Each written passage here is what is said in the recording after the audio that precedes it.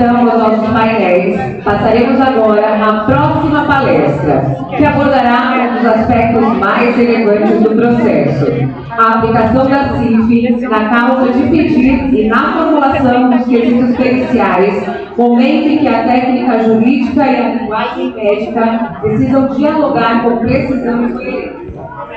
Para tanto, convidamos ao palco o Dr. José Afonso de Lagrave Neto, renomado jurista e profundo estudioso do tema, e como debatedor, o Dr. Thiago Trindade Abreu da Silva Menegaldo, idealizador deste evento e referência na advocacia trabalhista. Sejam muito bem-vindos. Palmas!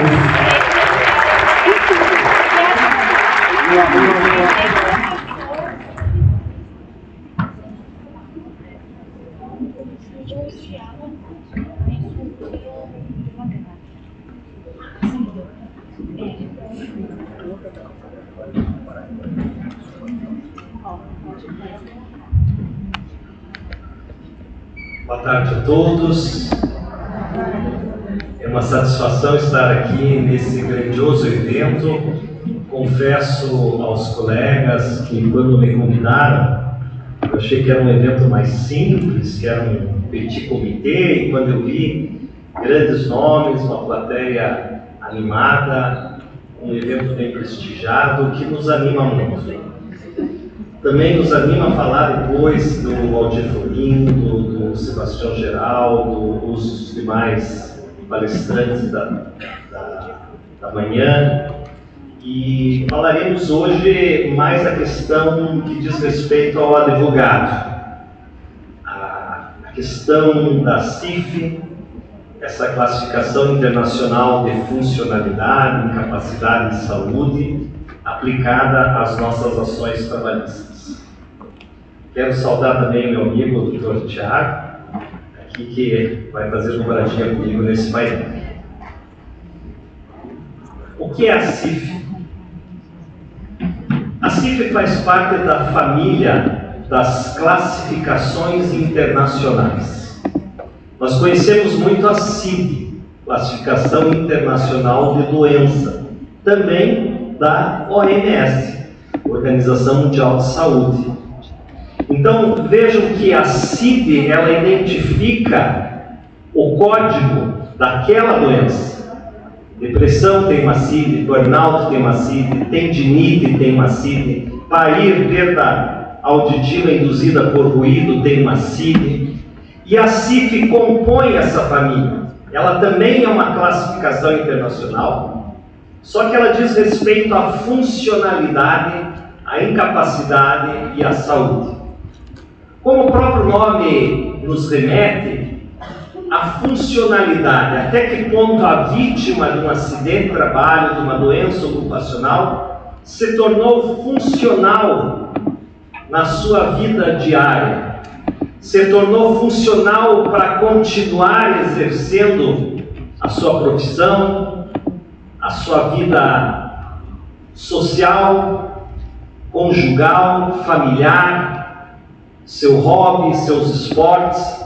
Até que ponto aquele sinistro, aquela doença, aquele acidente não lhe ceifou, não lhe retirou o brilho de que ela existia, como ela exercia antes do infausto acidente. Então é muito mais largo, o viés é muito mais amplo. Vejam que se eu tenho um AVC, eu tenho uma CIF específica, I61, 161. Mas a CIF pode deixar sequelas, que são capacidades, incapacidades permanentes. E aí vou ter um código D450.3, nós já vamos explicar essas nomenclaturas, que é uma dificuldade grave de marchar, de caminhar.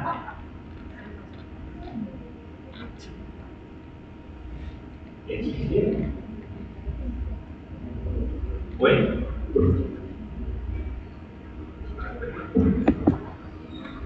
Os principais objetivos desta classificação internacional é a padronização da linguagem. Isso é fundamental. Nós temos que usar a nomenclatura correta, que a gente chama de onomástica. Onomástica é a ciência dos nomes próprios. Eu não posso chamar, por exemplo, um seletista de funcionário público ou de servidor público. Servidor público é uma coisa, empregado seletista é outra. Eu não posso dizer que gorjeta é a mesma coisa que salário estricto sensu. A nomenclatura, principalmente na parte técnica, ela é essencial. E esta CIF, ela padroniza internacionalmente a linguagem. Então, nesse sentido, é maravilhoso. Isso também, ela cria uma oportunidade de comparar dados entre países. A China adota CIF, os Estados Unidos adota CIF, a Alemanha adota CIF. Então, nós estamos falando de uma ferramenta universal, dinâmica, atual, completa. Há quem diga assim, mas eu gosto da velha e boa tabelinha da SUSEP.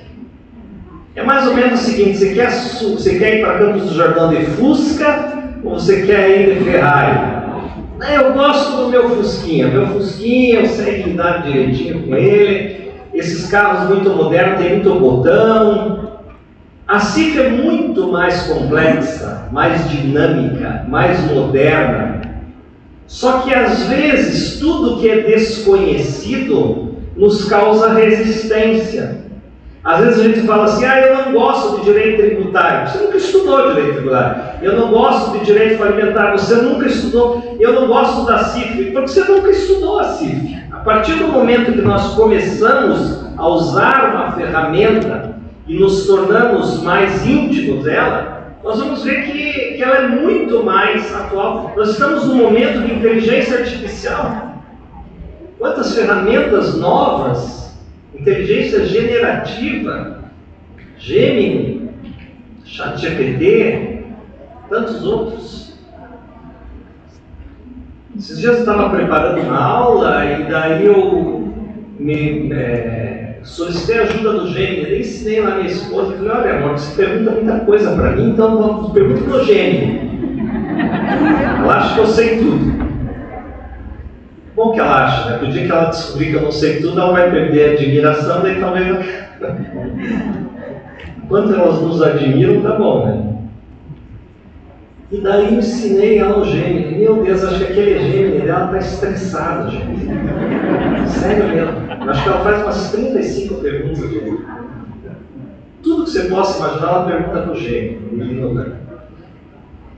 São ferramentas novas que estão chegando e que a gente precisa reduzir essa resistência, né?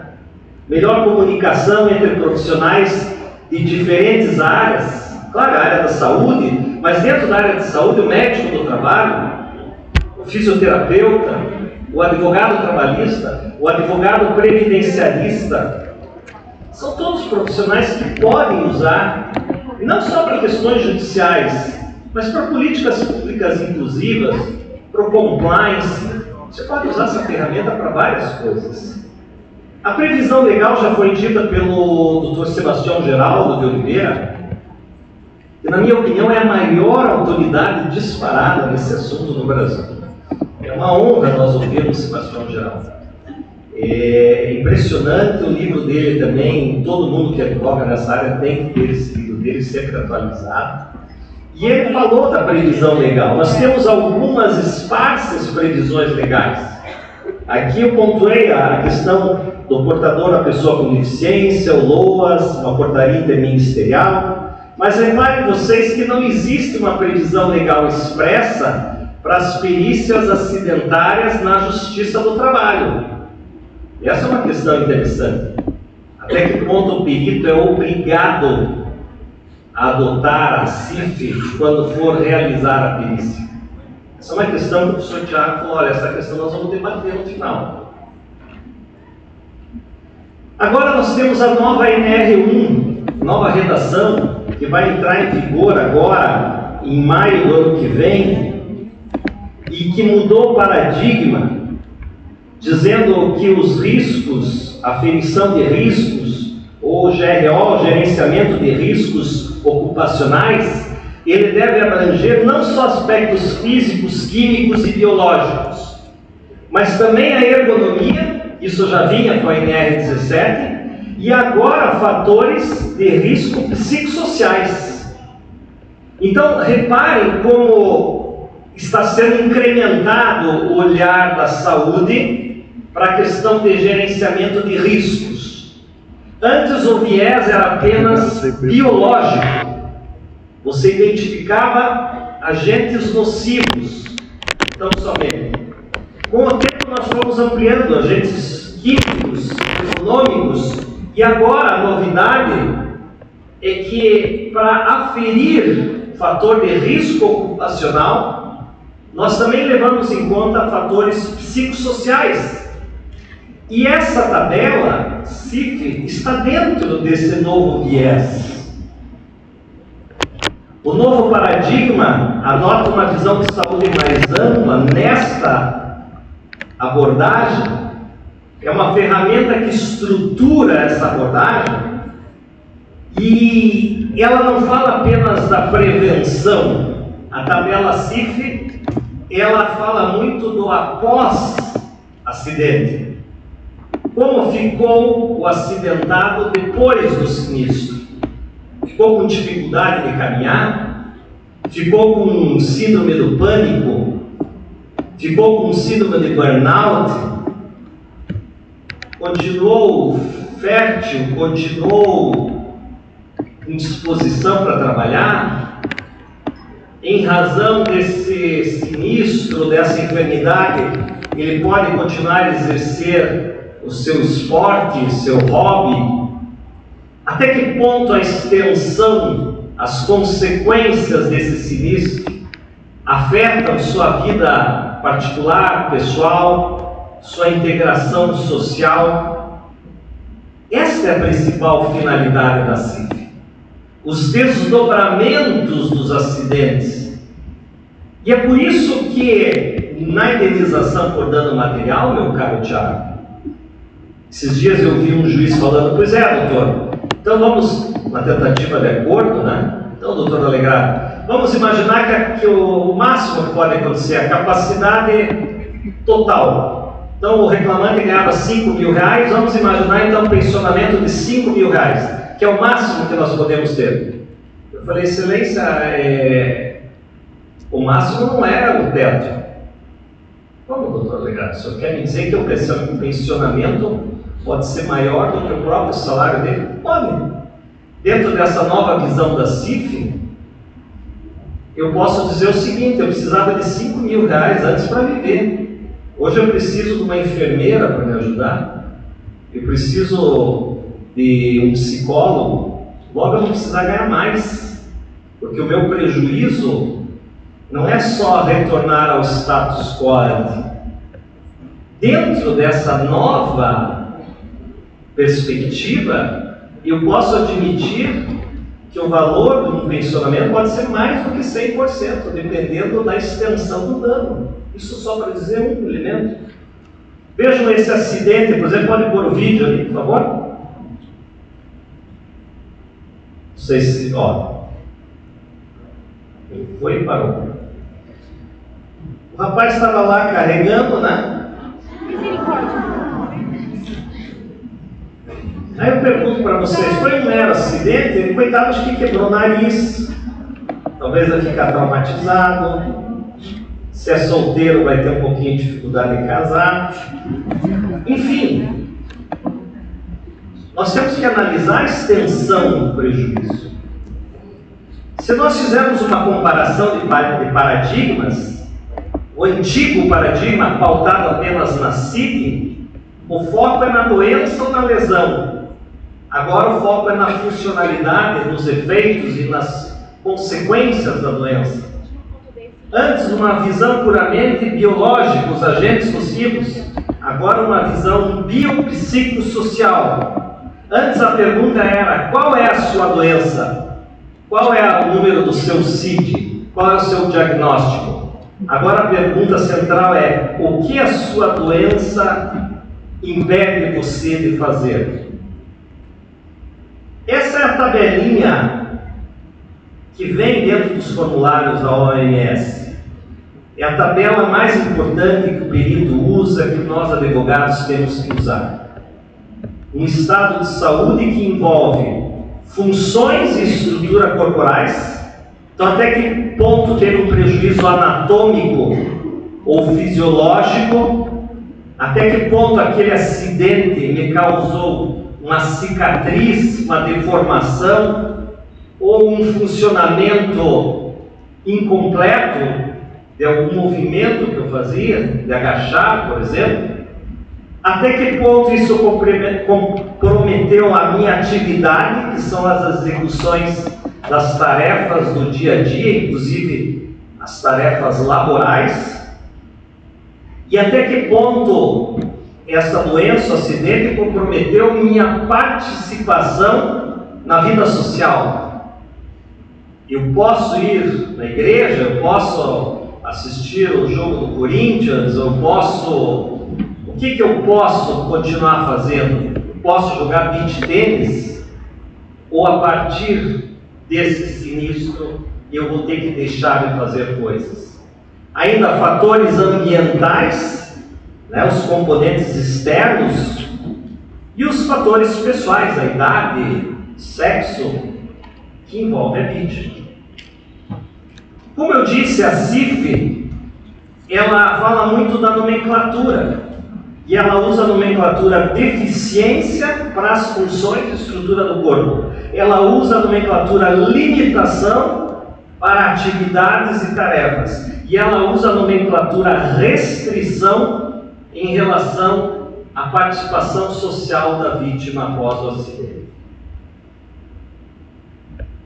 Aqui eu trago um exemplo, uma dor lombar baixa, tem uma CID-10 M54.5.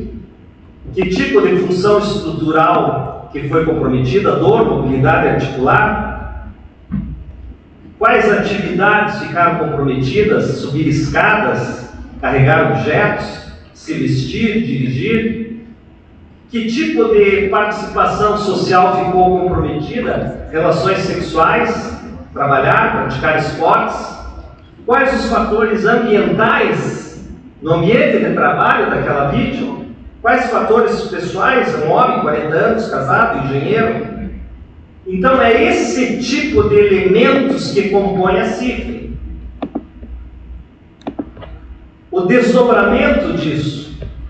Isso vai me gerar um isolamento social a partir desse trauma. Fui assaltado no trabalho, ou trabalhava, era vítima de um assédio moral, um chefe, uma chefe irritante, nervoso, nervosa, que causou um estresse, um pânico. Eu sei que isso não, acho que não existe aqui em São Bernardo, mas lá em Curitiba tem muito. Chefe estressado, chefe bravo. E o estrago emocional é muito grande. As pessoas que são vítimas de assédio sexual, então é nesse sentido que você vai aferir a funcionalidade, os desdobramentos. E a CIF, ela tem os seus códigos. Ela tem o código B, que vem de corpo, body, tudo que afeta o corpo. A estrutura do corpo, S, estrutura em inglês. Um código próprio para aquilo que afeta as atividades, domain, os domínios, atividades e participações sociais. E um código para ambiental, environment. Fatores ambientais. Então, por exemplo, eu tenho aqui na tela a questão do trabalho, tem o código D855, se está comprometido a recreação, lazer, é outro tipo de código. Se eu tenho dor na articulação, se ficou prejudicado o meu ato de trabalhar. Mais de 1000 combinações são possíveis dentro desse código. E é por isso que a gente fala, putz, esse troço não tem que estudar esse negócio. Quem tem que estudar é o perito, né? Nós temos que ter uma noção. Na verdade, o médico do trabalho e o fisioterapeuta não tem que ter uma expert nesse assunto. E aí nós temos 4 qualificadores.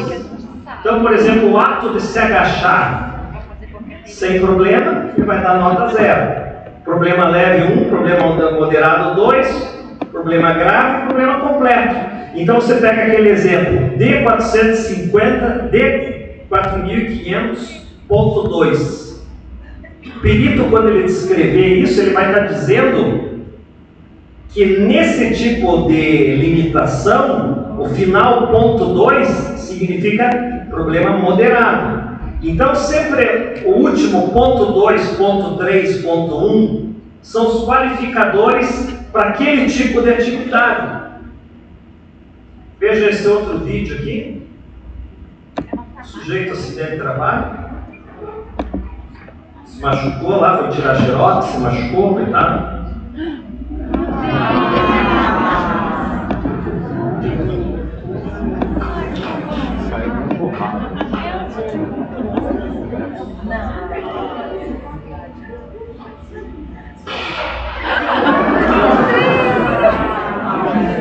E aí o perito vai ter que aferir ainda a funcionalidade desse homem. O estrago funcional. Complicado, né?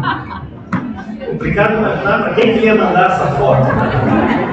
Quem estava interessado nisso?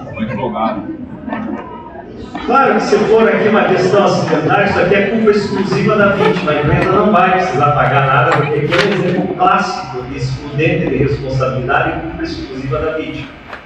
Mas eu fico imaginando você investigar a funcionalidade pós-acidente, trabalhar recreação e lazer.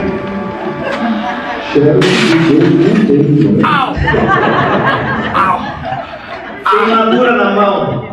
Ali embaixo nós estamos vendo que tem uma CIP T23, estrutura do corpo, afetou a pele, S8102, funções do corpo, funções fisiológicas, funções de reparo da pele, atividade de participação, D550, dificuldade de se alimentar, segurar talheres, fatores ambientais, E460, atitudes da sociedade em relação às cicatrizes, causa ansiedade, a pessoa fica menos exposta. Isso é um exemplo de desdobramento que a CIF pode aferir. O uso pelo advogado trabalhista. O advogado, ele tem que fazer uma anamnese já no primeiro contato que ele tem com o trabalhador. E essa anamnese, ela não é só uma função própria do médico, que investiga o histórico, que investiga os sintomas. A anamnese também pode ser feita pelo advogado, com perguntas como as deficiências das funções, das estruturas do corpo, que tipo de atividades ficaram comprometidas. O advogado depois vai ter que fazer uma análise do laudo pericial, mas antes disso vai formular bons quesitos, a produção de prova. Uma dica que eu dou para os senhores: faça um relatório minucioso. Se precisar de ajuda de um médico do trabalho, contrate um médico do trabalho. Às vezes é uma ação enorme, complexa. Nosso escritório lá em Curitiba, dependendo da gravidade do acidente, a gente tem convênio com o médico do trabalho, e além da entrevista jurídica, a gente diz: olha, você vai fazer uma consulta para esse médico, e ele já vai delimitando a extensão do dano, com base na CIF. E aí, com esse subsídio que nós vamos juntar nos autos, no laudo do nosso assistente técnico, porque isso vai facilitar a vida do perito. E aí você vai fazer um resumo desse laudo na petição inicial. Para que você não vai colocar na petição inicial 10 folhas sobre CIF, que o juiz não vai nem ler, né? Mas você vai fazer alguns apontamentos. Você já vai falar da CIF já na petição inicial. Não que o perito seja obrigado a adotar a CIF, porque nas petições, nas ações acidentárias trabalhistas, não existe nenhuma lei obrigando o perito a usar isso. Mas a partir do momento que você já vai direcionando desde a petição inicial, você já está induzindo o perito a ir pela CIF. Até na hora de designar a perícia, O perito, quando ele percebe que diz respeito à CIF, alguns já vão declinar. Eu não gosto da CIF, eu gosto da SUSEP. Eu não vou nem pegar essa beleza. Então é importante você já vem falando, porque o perito que assumiu o cargo, quando o juiz nomear, já sabe que você está focando nessa classificação de funcionalidade. Então é de bom tom que você assim não faça. Tendinite, digitação sem pausa. Então nessa entrevista eu já vou perguntar sobre a incapacidade e a perda da funcionalidade, quais tarefas se tornaram difíceis ou impossíveis de fazer por causa da dor, digitar, dirigir, quanto tempo eu consigo realizar essas tarefas antes de chegar à dor no meu braço, no meu pulso. Você precisou se afastar do trabalho ou ser readaptado, remanejado? Sua produtividade diminuiu?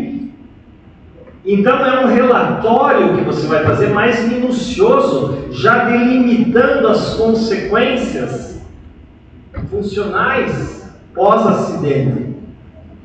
O impacto dessas atividades na vida diária, as dificuldades que você tem para realizar tarefas em casa, como cozinhar, limpar, lavar louça.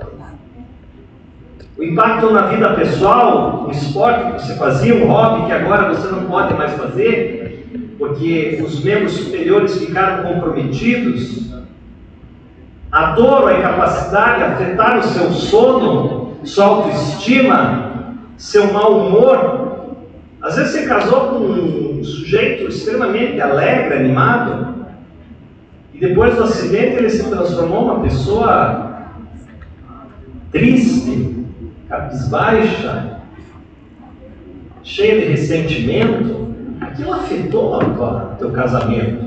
Tanto que existe a dor moral em ricochete, que é a dor própria daqueles que convivem com o acidentado. E o dano moral em ricochete não precisa necessariamente haver morte, mas um comprometimento acentuado, que afete todas aquelas pessoas próximas do acidentado. O novo Código Civil, inclusive até o Sebastião me corrigiu, não é o novo Código Civil, mas a reforma do Código Civil, uma das novidades é que vai dizer que mesmo sem haver morte, é possível dano moral em ricochete, também chamado de dano moral indireto ou reflexo. Sobre a condição clínica, os sintomas, onde exatamente você sente a dor, é constante ou intermitente, quais tratamentos você já fez, fisioterapia. Por isso que eu acho que, dependendo da complexidade, faça um convênio, um médico expert, invista nessa ação. Nos Estados Unidos é muito comum. As ações são caríssimas lá, as firmas, que são os grandes escritórios da advocacia, eles investem naquela ação. Eles contratam médicos, psicólogos, eles fazem laudos prévios, pareceres prévios, eles se preparam para ajuizar aquela ação. Não é a cultura nossa dos advogados, até porque os coitados nem dinheiro tem recém-formado, não tem dinheiro nem para pagar às vezes, o condomínio, vai contratar médico ainda. E às vezes a vítima também está desempregada, está sequelada, aí você diz, olha, tem que pagar mais R$800 no médico. Doutor, o nosso escritório tem um fundo de reserva para essas questões. Cada vez que a gente precisa, a gente usa esse fundo e depois no final a gente vai descontar do empregado se ele ganhar, né? Que é um contrato de risco, se ele não ganhar nada, não vai nem pagar. A gente investe nessa ação. E quando eu falo investir, é previamente, porque deixa esse tipo de pergunta, quem está mais credenciado a fazer é um fisioterapeuta, é um médico do trabalho, e são necessárias. Fatores contextuais, se havia algo no meio de trabalho que contribuía para o problema, como a dor afeta seu estado emocional. O cabimento da CIF pela jurisprudência. Aqui eu trago no mesmo pretório, Rio Grande do Sul, 4ª região, uma dizendo que deve ser apurada de acordo com a tabela CIF, e a outra dizendo que prefere-se a tabela SUSEP. Não é fácil a nossa vida de advogado, né? Conforme a turma, se sabe se a H vai perder, conforme o relator. Sebastião Geraldo é torcedor do Galo. Galo perdeu ontem, Cruzeiro, 2-0. Se imagine se ele está julgando hoje à tarde o teu processo mais importante, ele é mal-humorado. Afeta. Dependendo do horário, sabia? Tem estudos comportamentais. Dependendo do horário que é julgado o teu processo, é logo depois do almoço, é o último da tarde. Afeta. Então a gente tem que, aqui ó, mesmo tribunal, uns dizem que cabe, mas hoje, já antecipo o senhor, a maioria está entendendo que cabe, sim. A SUSEP já foi revogada, não tem mais nenhum vago legal para a SUSEP, só que ela está lá, insistente, as pessoas gostam. Por que gostam da SUSEP? Porque ela é simples, tudo que é simples a gente gosta, não precisa estudar muito, ela já tem um percentual, você não precisa raciocinar muito, não precisa cruzar muito, você já pega ali prontinha e as seguradoras gostam porque ela é tímida, ela não tem esse viés tão amplo, dinâmico, é uma coisa arcaica. Então, na dúvida, o juiz vai, essa SUSEPzinha aí tá boa, e vamos embora, né? Uma jurisprudência lá da nona região, foi falado inclusive pelo ministro Agra Belmonte, hoje cedo, né? A pessoa perdeu uma falange distal do polegar. A falange distal é aquela pontinha do dedo. E veja essa jurisprudência, mesmo que o acidentado retorne à função para exercer as mesmas atividades, ele enfrentará dificuldades e limitações. É exatamente o que a CIF vai dizer. Não é só aquela aferição do artigo 950 do Código Civil. Eu fiquei incapaz. O que é o dano acidentário? É incapacidade laboral para aquela profissão. Só que é muito mais amplo. O Sebastião já dizia isso na obra dele. Outras despesas, outras circunstâncias, e a CIF amplia esse viés. Não é um olhar só, eu fazia essa função, posso fazer. E as pessoas confundem ainda a indenização civil com aposentadoria por invalidez. Aposentadoria por invalidez, a previdência, você não pode exercer nenhuma atividade remunerada. Agora, a indenização civil não é que você não possa exercer nenhuma atividade, é uma aferição em relação à tua profissão, em relação ao teu ofício. É aquela pessoa que cantava, não pode cantar mais, sim, mas pode ficar cuidando do banheiro ali, e é simpático, e cuida bem ali, fica no caixa, pode trabalhar na portaria, mas não é essa a questão. É o comprometimento da profissão, e mais do que isso, o entorno. Aqui a nossa querida Ivani, que vai estar aqui hoje, uma emenda interessante dela. A CIF trata a funcionalidade como uma interação dinâmica entre a condição de saúde de uma pessoa e aplicando o princípio da reparação integral. Esse é o princípio que norteia, artigo 944 do Código Civil. A indenização mede-se pela extensão do dano. Essa é a regra mais importante da responsabilidade civil. Capte do artigo 944 do Código Civil. A indenização mede-se pela extensão do dano. Quanto maior a extensão do dano moral, estético, existencial, comportamental, maior o valor da indenização. E finalmente, para terminarmos, os quesitos. Os quesitos eu vou recomendar um capítulo aqui do meu amigo Francisco, que escreveu um artigo muito interessante. Ele escreveu um capítulo propondo vários quesitos, melhores que os meus, inclusive. Estava ali no almoço, o almoço demorou, deu tempo de ler todos os quesitos, né? Aqui eu fiz algumas sugestões básicas, né? O periciano é portador de tendinite, é possível estabelecer nexo causal com causal. Quanto às funções, né, o código B e o código S, descreva a dor, a fraqueza, o inchaço ou rigidez que o periciano apresenta, use a escala CIF, peça para o perito usar a escala CIF, se te convém, né? Se ele vai obedecer você, já é outros 500. Às vezes a gente fala, e cachorro latir é a mesma coisa, ninguém dá bola que advogado fala, muitas vezes, né? Mas a gente fala, a gente pede, a gente peticiona. E eu tenho pedido nas minhas petições que se observe a tabela CIF. Existem limitações na amplitude do movimento quanto às atividades de participação. O periciando, o reclamante, apresenta dificuldades para realizar tarefas.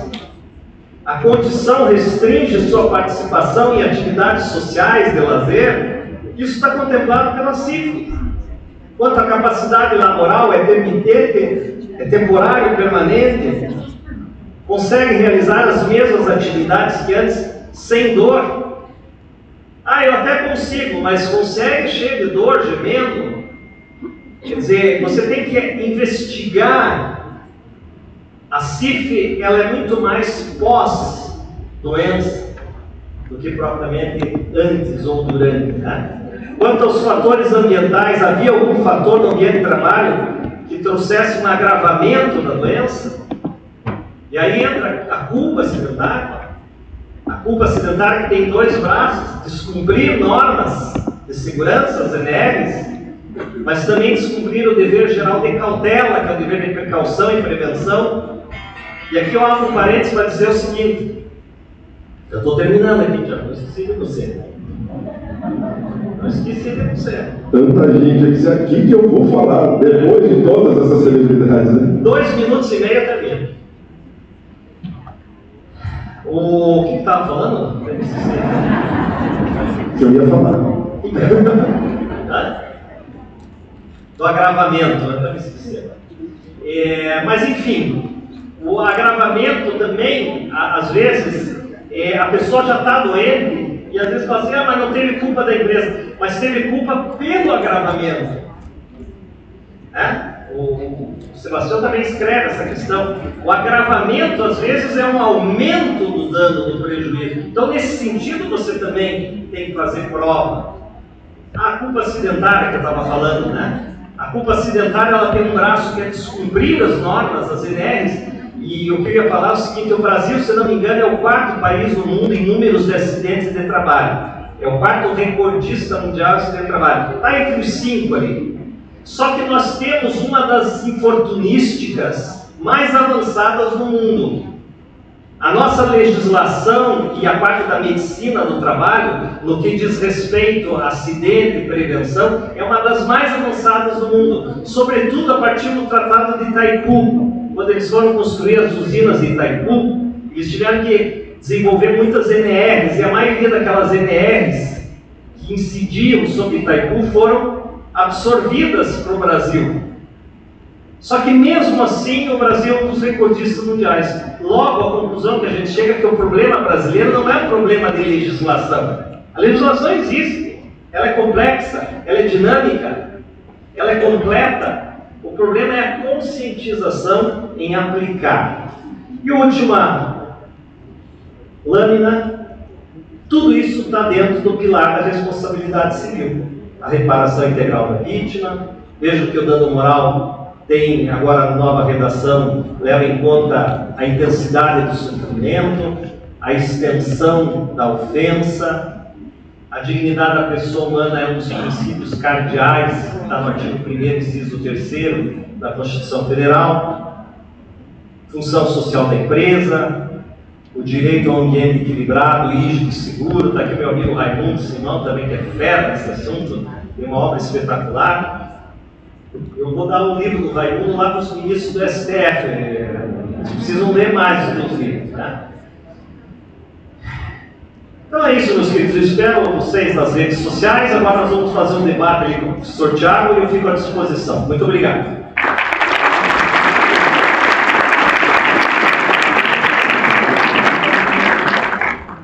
Professor, se me permita a dinâmica, eu acho que a gente pode falar aqui sentados.